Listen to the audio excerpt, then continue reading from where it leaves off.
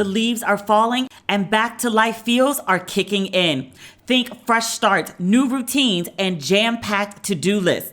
Thankfully, Daily Harvest keeps me going with easy to prep food built on organic ingredients that I can actually feel good about. Daily Harvest delivers delicious harvest bowls, soups, flatbreads, snacks, smoothies, lattes, and more, built on organic fruits and vegetables. Daily Harvest works directly with farmers to source the best of the best ingredients. Daily Harvest freezes their ingredients at peak ripeness to lock in nutrients and flavor, and they never use artificial preservatives or artificial ingredients. Everything stays fresh in your freezer until you're ready to enjoy it, helping you reduce food waste at home. Their food is nourishing and easy to prep, so I never have to think twice about what to eat for breakfast, lunch, dinner, a snack, or dessert. My favorite Daily Harvest dish is their artichoke and spinach flatbread. I love it. I love that Daily Harvest has so many nourishing options to help keep me on track during busy weekdays and nights. Daily Harvest is committed to human and planetary health, which means they do their absolute best to ensure transparency and integrity when it comes to their ingredients and the humans who grow them. It's a win-win. Case in point, by supporting farmers who invest in practices that increase biodiversity and improve the health of our soil, and by delivering food in recyclable and compostable packaging where possible. Daily Harvest does the work, so all I have to do is eat and enjoy. You deserve one less thing to worry about. Let Daily Harvest take care of the fruits and veggies for you. Go to dailyharvest.com/respectable to get up to $40 off your first box. That's dailyharvest.com/respectable for up to $40 off your first box. dailyharvest.com/respectable. Ladies and gentlemen, boys and girls, and those who don't identify as either, you are listening to Ratchet and Respectable with Demetria L. Lucas. My apologies for the delay this week. I'm back in Accra. You would think that I traveled for like a week or more. I'm having re-entry, readjustment issues. I very much enjoyed being in solitude in the middle of the national forest and just having plenty of downtime. And then also, having an all-inclusive where, I'm being served 3 meals a day at certain times. I like the schedule. But coming back to Accra, it's very... I used to do this thing in my 20s where I wouldn't leave New York for more than 3 or 4 days because everything in the city moves so fast. And if you missed a week or a weekend, especially, you missed a lot. That's kind of how I feel about being here. I got back on Saturday night and I had 2 brunches and a movie night on Sunday. I was catching up with one of my really good friends. She just finished her first book and I wanted to celebrate with her. So we had a brunch. And then another friend who's visiting from the States, she's producing a film in Ghana. And so we connected. And so we had a late brunch after the first brunch. And then she got back to where she's staying with some friends, some actor friends. And she was like, hey, they're doing movie night. Do you want to come join us? And also, more important, is the liquor store downstairs from you open? Because we ain't got nothing and we need stuff. And I was like, I got you. So I picked up some bottles and went to join them. We got halfway through Nope and everybody had fallen asleep. Did it end well? Because I'll never go back and watch it. I found it very not entertaining. I just couldn't get into it. I was like, Jordan Peele, like you did really great with Get Out. Us didn't really do it for me. Or was it them? The one with Lupita, that didn't really do it for me. And in this one, you know how I feel about Boo Blanket. And I love Keke Palmer. And still, nope. And I love to support Black excellence. I love to support Black projects. Like, I root for everybody Black, like Issa said. Nope. I want him to win. But that film, nope. But yeah, like, I've just been like, my sleep patterns are off. Like, and it's weird because it wasn't even a time difference where I was. I don't know what's going on. I've been trying to figure out my travel schedule for the next few months. I'm running into, I don't think it's developing country issues. I think it's bringing American expectations to Africa. And it's like, if you wanted what's in America, you should have stayed in America. I'm having uncomfortable moments. with these travel schedules. To fly from Ghana to Senegal, which looks really close on a map. It's like 3 or 4 countries over, but it's really like a 6-hour flight because Africa, the way it looks on a map, is actually much smaller than what it is in actual scope. There's a whole body of research about why Africa looks so small on a map, because really on a proper map for scale, Africa is twice the size that it appears on your standard map. That's not the point. Africa as a continent, although these countries are all very close together, the same way that like the states in America or even Europe is probably a better example, because at least the states in America are all one country, but Europe is a bunch of different countries very close together, but they have a coordinated aviation system where it's easy, relatively, to get from country to country, if not by plane, then by train. Africa has no such thing. So getting to Senegal, which is still on the west coast of Africa, is $1,500 round trip from Accra. As opposed to when I first started coming to Ghana, it was like $2,200 round trip from LA with the layover in Amsterdam to get to Ghana. I was like, why is it so much to get to Senegal? That said, if I go to Abidjan, which is a former French colony, stay for a week, and then fly from Abidjan to Senegal, and then Senegal back to Accra, it's $900 for the 3 flights as opposed to $1,500 for the round trip. It makes no sense. One of my friends explained it to me because we were talking about the death of the Queen, and she was like, oh no, this is a legacy of colonialism. She was like, the countries that were colonized by the French work in tandem with each other. The countries that were colonized by the British kind of work in tandem with each other, but there's not a lot of overlap. So I wanted to go to Abidjan and Senegal. I was going to do them as separate trips, but I'm just going to run off for 2 weeks. I was also trying to figure out how to get to Tanzania and Zanzibar. That was a whole ordeal. Like 40 hours and like 2 to 3 layovers when I first started looking. And I was like, you've got to be kidding me. So then I figured that like I have to fly to Nairobi, and then you can get to Tanzania and Zanzibar on direct flights from there. Otherwise, I would have to go to Ethiopia and have like a 20-hour layover there. And I was like, this is too much. So I'm figuring it out, but I thought it could be something that I just plop into Google Flights and, you know, it all comes up relatively easy. No.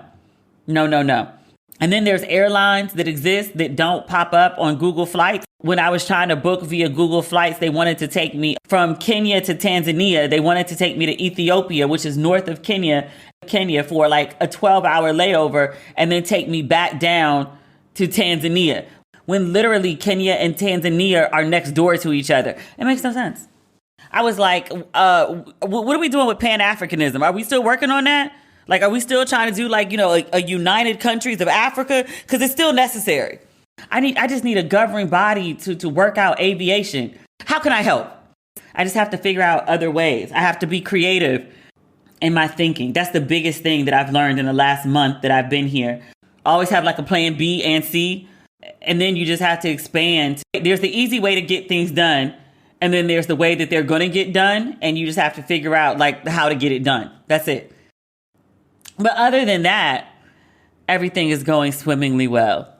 Moving to Ghana is probably, you know, I mean, I'm only like a month and change in. September 11th was actually my 1 month, can't really call it anniversary because Anna means year, but whatever. It's my month in Ghana. And I already think that this is probably the best decision I've ever made for my life, which people told me that when I was like going back and forth, like, am I getting on this plane?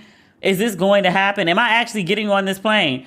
And everyone who was already here was like, if you do nothing else, just get on the plane. Everything will work itself out from there.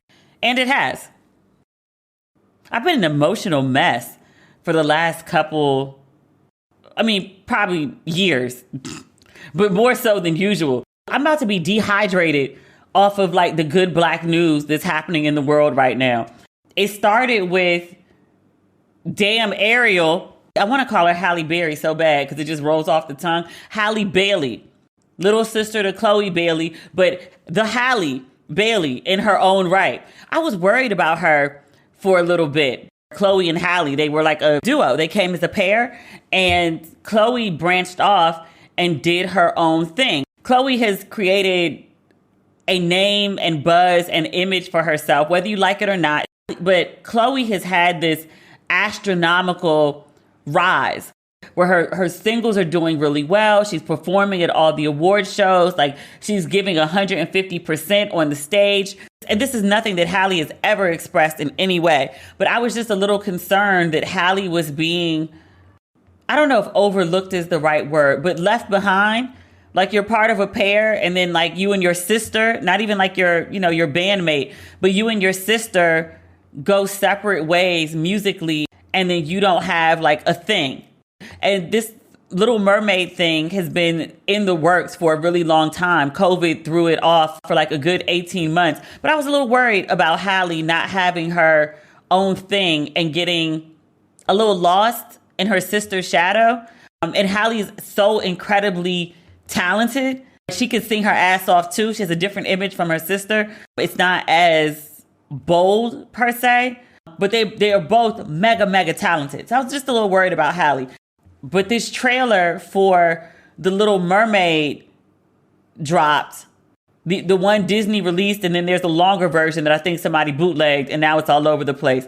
But the official one just has Halle singing a snippet of the most famous Little Mermaid song. I can't remember the name of the song forever, but she looks so pretty, and she sounds like an angel. She has the face of an angel and the voice of one. The Little Mermaid came out, I want to say I was probably a teenager when it came out. Like, I was beyond like the core Disney demo. I also remember it being like such a phenomenon, but I didn't really get like really into a Disney princess where I felt like a connection until the black one, Tiana. And I was like a good 30. I remember I was still working at Essence, and I got into a screening for it. Like, I called in favors to go see a Disney film as a whole 30-year-old woman, and sat in the theater and boo-hooed about a black princess. Also, well into my 30s, I was a good 36 when I went to Disney and met Princess Tiana in person. And mind you, this is just a beautiful black woman in a ball gown standing in the princess room. And it's a time visit for people to go and meet her. I walked in and saw that black woman dressed up like a princess and lost it. I mean, full boo-hoo cried onto this woman's shoulder like I was a 5-year-old seeing a real-life princess for the first time. Representation matters at all ages. It matters.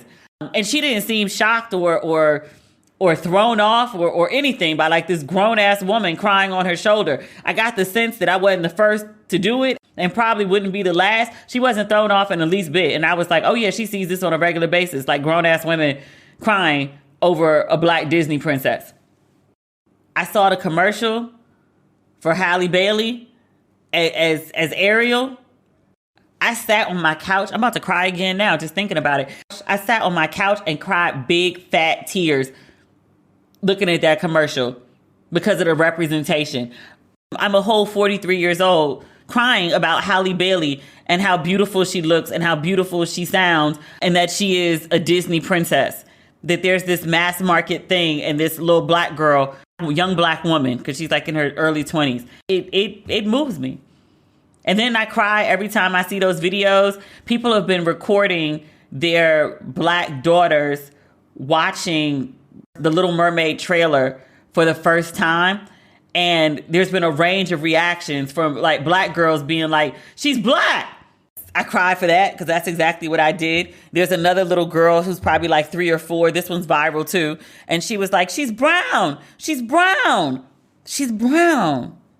And then these racist folks have like lost their goddamn minds. They're like, the Little Mermaid shouldn't be black. It's a mermaid. It's a fictional creature. The half woman, half fish is not what jumps the shark for you. It's the melanin, the blackness, the just enough to be brown melanin that she does embody has pushed these racist folks over the edge. Half woman, half fish, mind can be wrapped around. Black, half woman, half fish? No. No, the line is drawn. They're like, the cartoon was white. I don't understand. The source material, she's white. Why do we have to make her black? This wokeness has gone too far and it's ruining the film. I was like, do you understand how racist you have to be to think that because you made a character black, now it's ruined? That's your level of racism. You made a fictional character black and now I don't want to see it because the person's black. I can't ID. Welcome to what melanated folk have felt their entire fucking lives. Welcome to my world. I've watched countless fucking films with all white casts and been able to find the humanity and been able to find a way to relate. I love Sex and the City. I don't know that there was a black woman for the entire run of the TV show. They gave us a film and they gave us Jennifer Hudson as essentially, and I love Jennifer Hudson. I have nothing against Jennifer Hudson, but her role was a glorified mammy. But somehow, for all the seasons of the show, I was able to find some way to relate to Carrie, especially, despite their whiteness. White people, or these racists at least, cannot do that. And they swear up and down, I'm not racist. It's just, the character is supposed to be white, so why would you make the character black? It's a cartoon. The source material was a white woman with red hair. Why is she black? You know what? I'm willing to give folks, as much as I love Halle Bailey, as amazing as I think she is in The Little Mermaid, I will gladly give you a white Ariel when you give me a black Jesus. I want to direct everyone to Revelation 1:13 through 15. It is the passage in the Holy Bible where Jesus is described as having hair like wool and skin, depending on the version that you read. It's either skin like brass or skin like burnished bronze. How the fuck you got a white man with stringy hair out of that description is beyond me. If we want to stick to the source material, take your white Ariel and go, but give me my brown Jesus. I'm not saying Jesus is black. I'm saying Jesus for sure ain't white. Burnished bronze, skin like brass, ain't no kind of white man I've ever seen. Give me brown Jesus. Oh, you don't want to do that. Why does color matter? It's about Jesus. It's about our Savior. Color doesn't matter. If it doesn't matter about our Lord and Savior, Jesus Christ, it damn sure doesn't matter about a cartoon mermaid. People get on my goddamn nerves. Torturing that little angel-faced woman. I want to call her a girl so bad because she's niece age, but I'm trying to respect her womanhood because she is grown. Ain't done nothing to nobody. Don't say nothing crazy. Don't be in people's business. Don't have sideways commentary. All she does is show up and look cute and do her job and sing with the voice of an angel. And folks want to come for her. Stop it.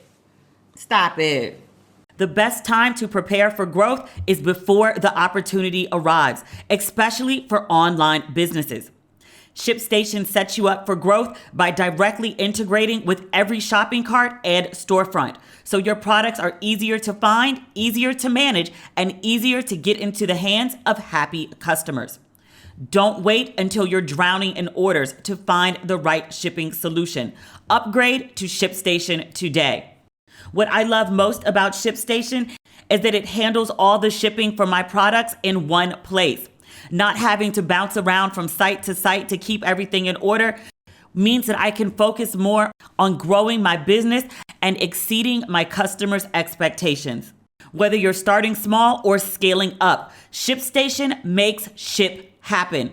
No more limiting your business to one store. Shipstation integrates with every platform, including Amazon, Etsy, eBay, Shopify, or like me, Squarespace, making it easy to manage all your shipping from one simple dashboard. You can maximize your sales with minimal effort. And you'll be joining 130,000 companies who have grown their e-commerce business with Shipstation, including me. 98% of companies that use Shipstation for 1 year become customers for life. From the very beginning, I've used Shipstation to send all of your Ratchet and Respectable and don't waste your pretty merchandise. Ship more and grow more with Shipstation. Go to shipstation.com today and sign up with promo code RESPECT for a free 60-day trial. Start today and get set up before the biggest shipping season of the year. That's 2 months free. Visit shipstation.com, click the microphone at the top, and type in code RESPECT. What goes great with a summer vibe? How about a checking account with no monthly fees? Like a cool breeze, Chime is a refreshing way to handle your money. With no monthly fees, no maintenance fees, or minimum balance fees, it's how banking should be. And when you need to access your money, you can do so fee-free at more than 60,000 in-network ATMs at many locations, like most Walgreens, 7-Eleven, and CVS. I love how easy Chime makes it to access my money. You can also send money to anyone, even if they aren't on Chime. Fee-free for you and no cash-out fees for them. Chime. No monthly fees, no vibe-killing fees. Sign up for a Chime checking account only takes 2 minutes and doesn't affect your credit score. Get started at chime.com/ratchet. That's chime.com/ratchet. Chime is a financial technology company, not a bank. Banking services provided by and debit card issued by the Bancorp Bank or Stride Bank North America. Members FDIC. Out-of-network ATM withdrawal fees apply, except at MoneyPass ATM in a 7-Eleven location and at any Allpoint or Visa Plus Alliance ATM. Other fees, such as third-party and cash deposit fees, may apply. I thought I was going to dehydrate myself last night. The Emmys were on, and I wasn't able to watch in real time. I have a site here where I can watch anything on any network live. When a lot of people tune into the site for something like the Emmys, it buffers a lot. So I missed a bunch of stuff. So I didn't see Sheryl Lee Ralph actually win. I saw people talking about it on Instagram.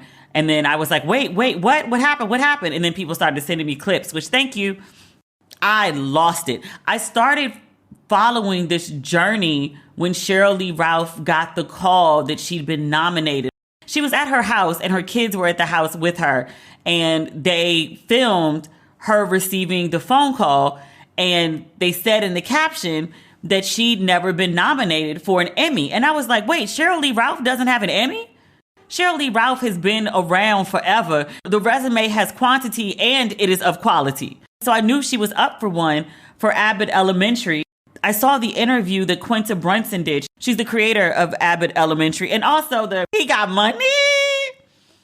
That clip from Vine. Now she has a whole network show that she created and stars in. But she said that she specifically wrote this character because she wanted Sheryl Lee Ralph to get an Emmy, which I thought that's a lovely thing to say. That's a beautiful way to show up and support one of your icons.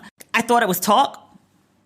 Quinta delivered, because Sheryl Lee Ralph won a whole Emmy last night. The video of her accepting her award and singing is what everyone that I've seen has been reacting to or sharing on social media. When I woke up this morning, when I was scrolling my timeline, I think every other person had posted the clip of Sheryl Lee Ralph winning her Emmy. What got me, oh my God, I'm tearing up. You know I love to cry, but I'm tearing up just talking about it. Sheryl Lee Ralph, they called her name to say she won, and then the camera panned to her table, and she wouldn't get up. I wouldn't even say wouldn't. She couldn't. One of her co-stars, Everybody Hates Chris. I have no idea what that man's name is in real life. I just remember the show. But he was trying to help her get up. And I think her husband was trying to help her get up. And then some other people at the table were like, come on now. But she was just stunned. And I was so happy for her in that moment that her joy was so overwhelming that she could not move. But they got her up and you know, they got her walking towards the stage, and then she got on stage and she takes the Emmy and she's holding the Emmy, looking at the Emmy like, I can't believe this is an Emmy in my hand. And you can see she's about to lose it. And being the actress that she is, the trained thespian on multiple platforms, she pulls herself together and begins to sing. I've met Sheryl Lee Ralph on a couple occasions. For Essence's 40th anniversary back in, I guess it was 2011. There was a big 40th anniversary party in New York. Sheryl Lee Ralph and I were seated at the same table. And I was like, first and foremost, I was like, it's Moesha's mama. And then I was like, Dream Girls. Because again, the resume is long and vast and varied of quantity and quality. She's like the nicest person ever. We had a long conversation about her work as an HIV activist and some other things. A few years later, I got an award for Black women in media. And she was also being awarded at that same ceremony. And when she accepted her award, she was on Broadway at the time. I don't remember what show she was in. I remember her thanking the organizer for moving her award up. I think she was getting some sort of Legends award, but they had to move her award up because she had to get to the theater because she was performing. I don't remember what show it was though. But when she accepted her award, she sang before she spoke. The same song that she did at the Emmys, but she sang then and then she accepted her award. She is a lovely and humble and gracious woman. There are few people equally as deserving, but no one more deserving than her winning that Emmy. I was so happy for her. And then she gave the speech about basically perseverance. What did she say? She said, quote, "To everyone who has ever had a dream and thought your dream wouldn't come true, I am here to tell you that this is what believing looks like." That hit me. I am living my wildest dream right now. So I'm not even receiving this as someone who wants something that they haven't gotten yet. I wanted something and I have it. It's fucking amazing. But to just hear her put truth to the feeling that I'm feeling. And also, I remember walking up and down the hills in my parents' neighborhood, listening to "It's Turning Around for Me." And the chorus of the song is, "It won't always be like this. It's turning around for me." And I remember wishing, wanting, hoping, willing for my life to turn around because I was in such a bad place. And there are not many days here in Ghana that I don't recognize that it turned around for me. It took a while. It took a college degree's worth of time for it to fully turn around for me. And I'm very, very thankful. I made a little joke when I wrote about it on Instagram. And I said, I'm laying here crying and I'm so goo-gobs happy for her. And I said, also may God continue to bless the Quinta. Because Sheryl Lee Ralph gave a shout out to Quinta, who created the show. 15 minutes later, Quinta won an Emmy. I boo-hooed all over again. Now that one, I'm not where I want to be in that respect. We were introduced to Quinta I was introduced. I don't know if people knew her before that. I was introduced to Quinta through viral clips on the internet. That's what she was known for. And so now to see her with a hit show on a network and then win an Emmy for it, she ain't where she was 4 years ago either. I'm still trying to get the show off the ground. I'm not in Emmy territory. I got the film done. I got my EP credit from a film based on my book. That was really important, but I really want a scripted series.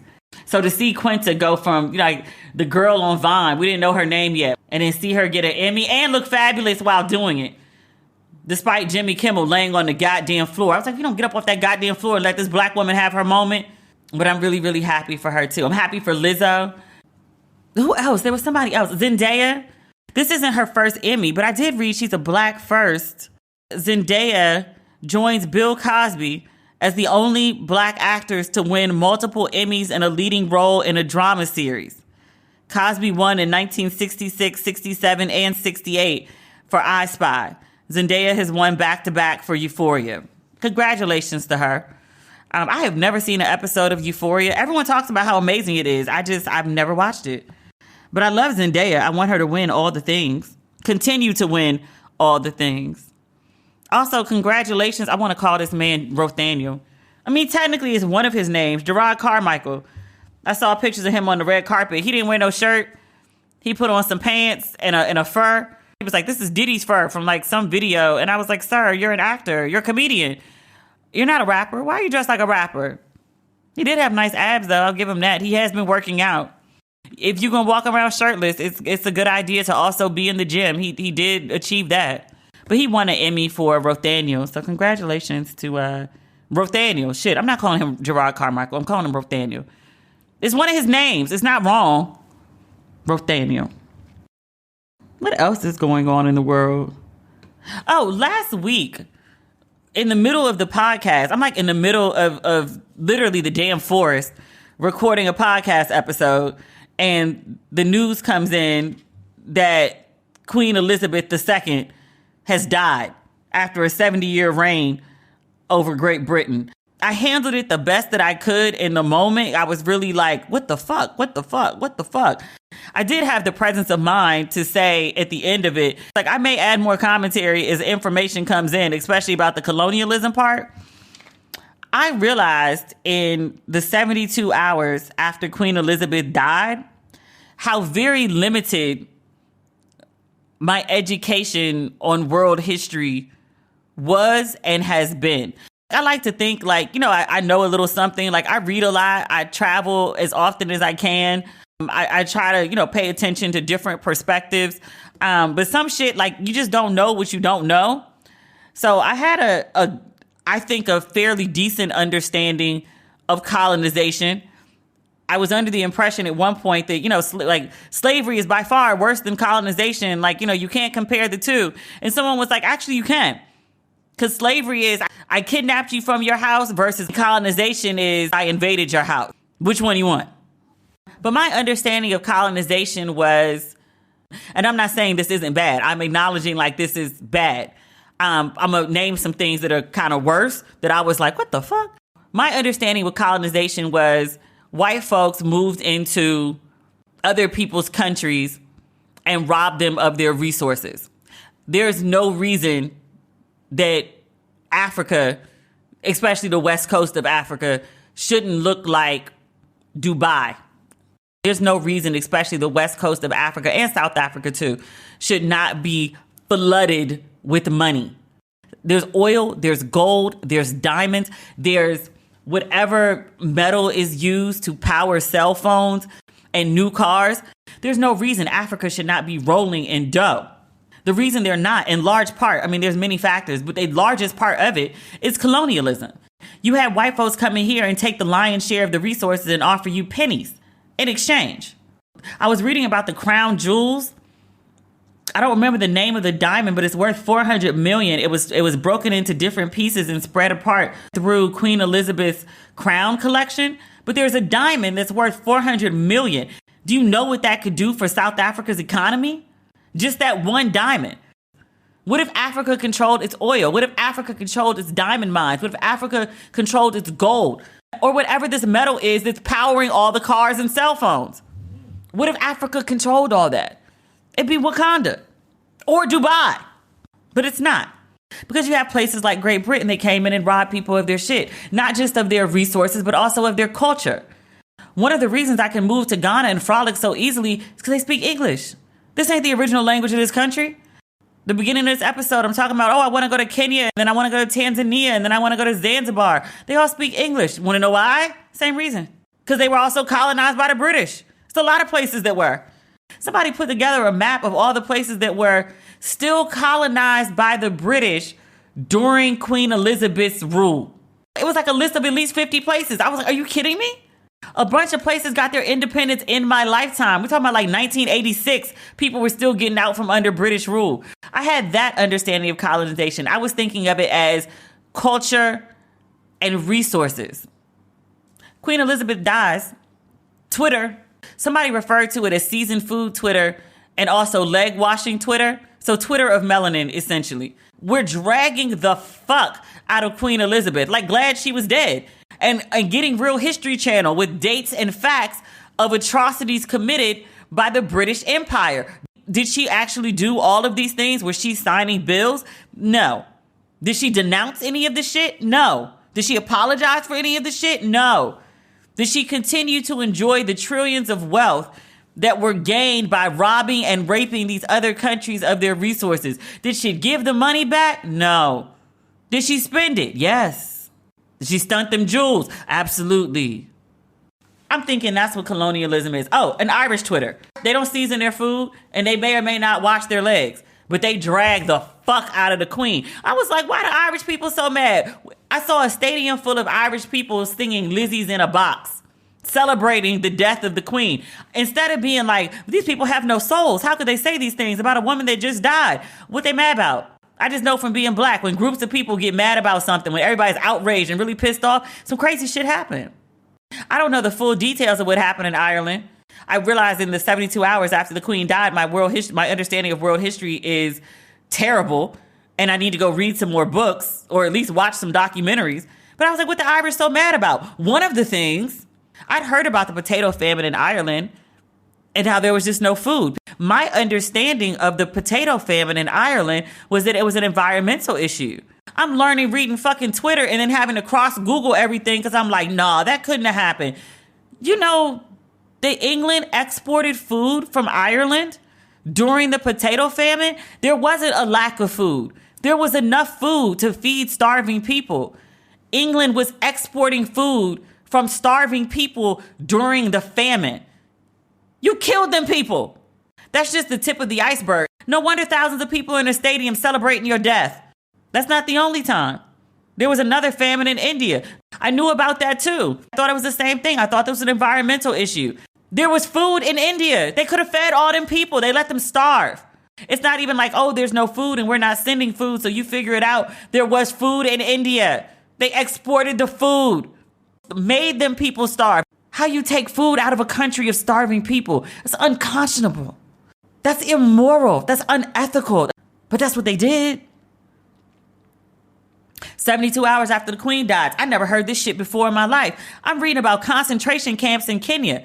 They were like, yeah, 1.5 million people died. I was like, you mean in Germany? No, in Kenya. I'm sorry, what? I saw it on Twitter. I was like, no, there's no way in hell. Googled that shit and there were pictures. Pictures of concentration camps in Kenya. 1.5 million people died in concentration camps run by the British Empire. What? I never heard a lick of this in school. I feel like I have these blanks in my knowledge because again, like I read, I watch TV, I watch documentaries, like I talk to people. I thought I knew more, but I didn't even know to look for these things. And let me ask you this. If you are a well-informed person and you know of books or documentaries from credible sources that I can read to better educate myself about colonialism, particularly the effects of it in Africa, I'm very, very interested in that. If you can recommend anything for me to read, I would be most thankful. And I'm happy to share the recommendations here so that other people who are interested in being better informed can be informed as well. When I get overwhelmed, I get very stuck focusing on problems instead of solutions. And I know that doesn't make the situation better. It can be tough to train your brain to stay in problem-solving mode when faced with a challenge in life. But when you learn how to find your own solutions, there's no better feeling. A therapist can help you become a better problem solver, making it easier to accomplish your goals no matter how big or small. I am a huge advocate of therapy. I do it myself. I recommend everyone give it a try. Even if you don't think anything's wrong, therapy is a great way to keep things from spiraling out of control. If you're thinking of giving therapy a try, Betterhelp is a great option. It's convenient, accessible, affordable, and my favorite part, entirely online. I love how convenient it is. You can get matched with a therapist after filling out a brief survey, and you can switch therapists at any time. When you want to be a better problem solver, therapy can get you there. Visit betterhelp.com/ratchet today to get 10% off your first month. That's betterhelp.com/ratchet. Are you wasting money on subscriptions? 80% of people have subscriptions they forgot about.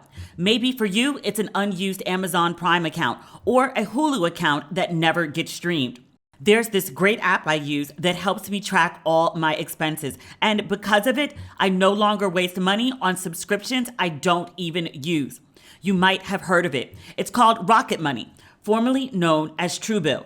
This app shows all your subscriptions in one place and cancels what you don't want for you. Rocket Money can even find subscriptions you didn't know you were paying for. You may even find out you've been double charged for a subscription. To cancel a subscription, all you have to do is press cancel, and Rocket Money takes care of the rest.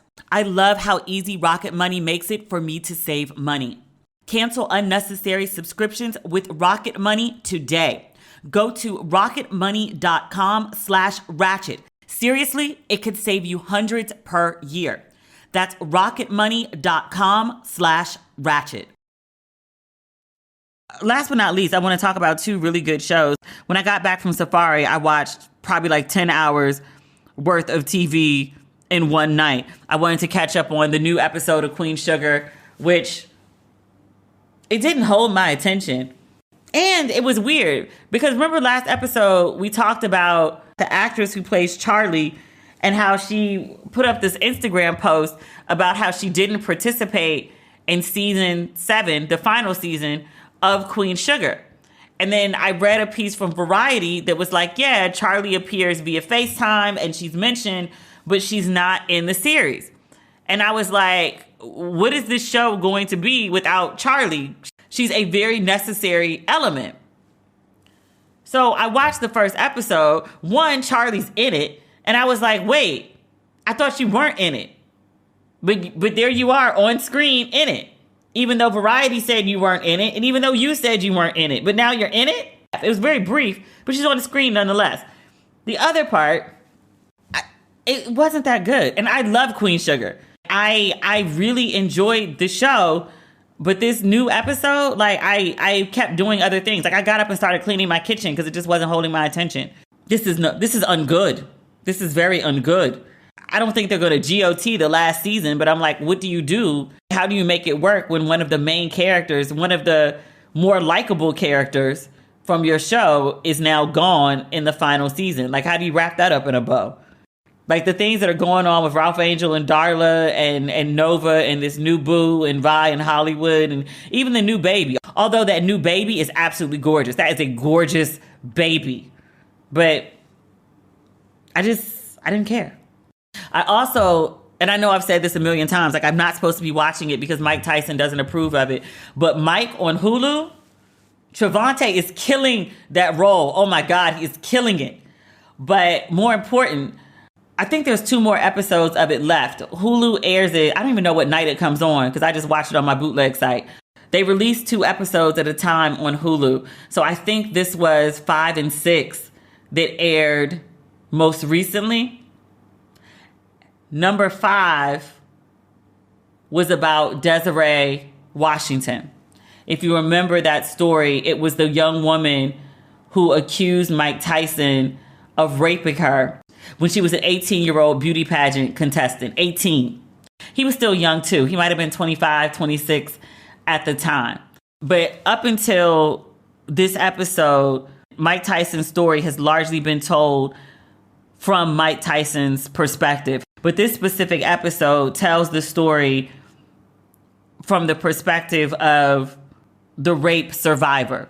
And they're very careful to use exact lines from the trial transcripts or an interview. She only did one.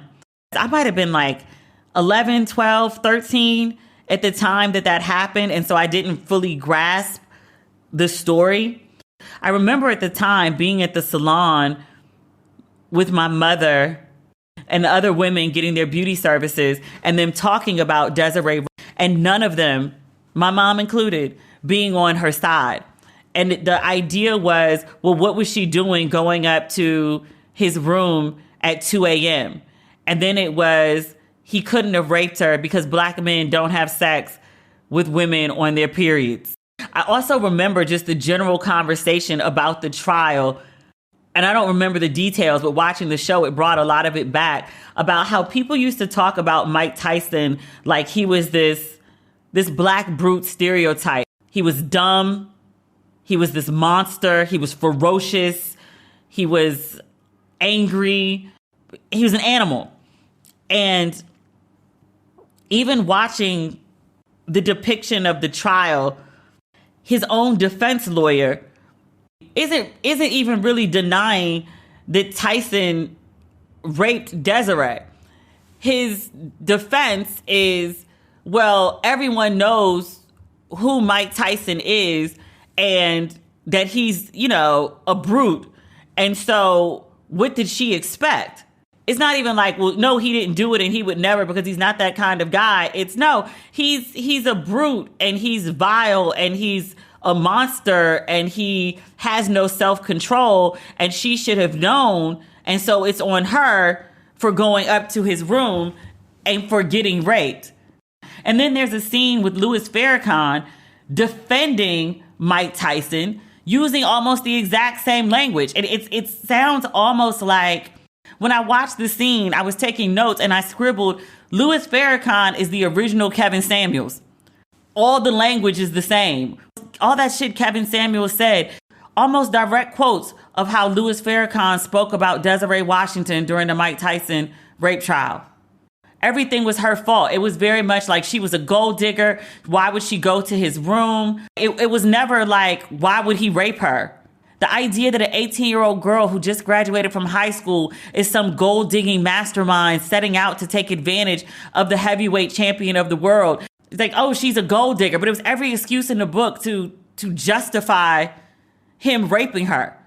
Mike Tyson said, like, no, I didn't rape her. He was like, I came at her and said, I want to fuck you. And then she came up to the room. So that was the consent. And he said it almost just that crass, too. But everyone else, Mike Tyson's own defense lawyer, the media, Farrakhan, everyone was just so against this 18-year-old girl. Until I watched this episode on Saturday, I didn't realize Desiree Washington was 18. I thought she was much older. They said she was doing it for the money. Hulu pointed out at the end of the episode, she never filed a civil suit. She did the interview with Barbara Walters, her and her lawyer. And after that, she's disappeared from public life. She's never done another interview. She's never tried to get paid off of it. It wasn't about the money. She wasn't a gold digger. She really was raped by Mike Tyson and just wanted justice. Another interesting tidbit, which I had no idea about, it changed my entire perspective on her. You know, Maya Angelou went to see Mike Tyson in jail. When he was in jail for raping Desiree Washington, Maya Angelou went to jail to see him and took pictures. I was like, huh? I saw this depicted on the screen. I said, there's no way in fucking hell this happened. Hulu has lost their goddamn mind saying Maya Angelou went to jail to see Mike Tyson. Get the fuck out. I get on my phone and Google. It's pictures of them sitting up in a jail yard. Maya Angelou. Are you kidding me? You're like the iconic spokesperson as the voice of Black women. Like, you are a mouthpiece for Black women. You are revered for your love, support, and dedication for Black women. And you was sitting up in jail with Mike Tyson while he was serving time for rape? I'm real good for there's grace for those that seek it. You could give somebody grace without going to visit their ass to jail and taking a fucking selfie. I was so disappointed to read that. I've said in previous episodes, I think in talking about the Mike Tyson story too, I said I would love to see the same way that the New York Times went and did a retrospective on how Britney Spears was treated when she was suffering from mental illness, or how Janet Jackson was treated when Justin Timberlake was the active party in snatching the covering of her breast off at the Super Bowl, how Janet gets punished for having the breast and Justin walks scot-free even though he's the one that exposed the breast. Never made sense. But I said Robin Givens, it would be interesting to see a retrospective and to see that interview, her marriage to Mike Tyson, and specifically that very famous interview with Barbara Walters, where she was and is to this day treated like the Antichrist because of that interview, where she talked about, you know, his abuse and mental health issues and things that she has suffered through in their marriage. I looked at the Hulu depiction of it, and then I went and pulled it up on YouTube, and I was like, it looks like a cry for help, but she was thrown under the bus, and then, you know, it backed up over her ass many times. I would love to see how that scenario was viewed through a 2022 lens. The same thing with Desiree Washington. Like, I felt really bad for her after I watched that episode. just to put, like, even in the context of the day, you thought this guy was a black brute, ignorant, violent, a monster, all of these stereotypes about black men that he played into. But that's who you chose to defend over a black woman with no record of any kind, a beauty pageant contestant, poised, pretty, from a good home, on her way to college, like all the things that black women are told that they are supposed to be in order to be trusted, to be believable, to be credible. She was. You chose the guy who depicted himself as a monster, who people said was a monster. You chose him over her. And it wasn't even like, no, he would never do it. It was like, well, he's a monster and everyone knows it. What else did you expect?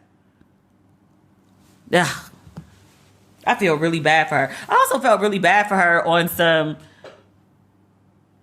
Because at the end of the Hulu episode, like I said, they noted that she's removed herself from public life, that she hasn't given any interviews, that she hasn't given any additional interviews.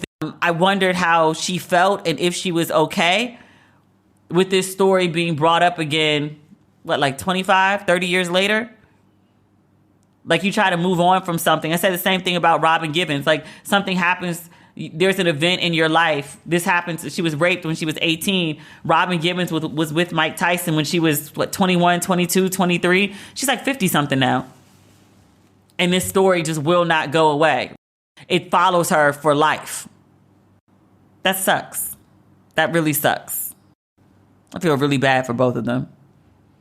Mike Tyson, not so much. Acknowledged on previous episodes, he is a much different person now than he was back then. He has very clearly done self-work not to be who he was. And I acknowledge it. I respect it. I'm willing to give him grace after 30 years. I would completely understand if Desiree Washington and Robin Givens never did. That's the episode for this week. We will be back on Friday. It's not everything, but it's some things. Okay, bye.